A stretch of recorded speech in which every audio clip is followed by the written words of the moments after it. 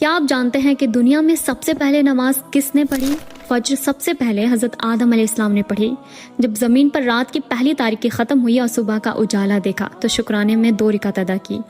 ظہر سب سے پہلے حضرت ابراہیم علیہ السلام نے پڑھی جب اللہ نے بیٹے کی قربانی کے بدلے مینڈھا عطا کیا۔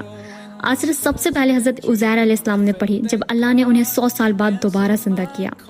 مغرب سب سے پہلے حضرت داؤد علیہ السلام نے پڑھی جب اللہ نے ان کی توبہ قبول فرمائی تو اس خوشی میں مغرب کی نماز ادا کی۔ عشاء اور تہجد، عشاء کی نماز کی اصل فضیلت اور تہجد نبی کریم صلی اللہ علیہ وسلم کی خصوصیت ہے جو آپ صلی اللہ علیہ وسلم نے امت کے لیے پسند فرمائی اور اللہ سے خاص تعلق کے لیے ادا کی۔ تہجد فرض نہیں ہے۔ یاد رہے کہ انبیاء کرام کی یہ نمازیں اس وقت فرض نہیں تھی بلکہ انہوں نے اللہ کی نعمتوں اور شکر کے لیے ادا کی تھی۔ یہ 5 نمازیں اپنی موجودہ ترتیب اور تعداد کے ساتھ صرف نبی کریم صلی اللہ علیہ وسلم کے سفر معراج کے موقع پر امت محمدی پر فرض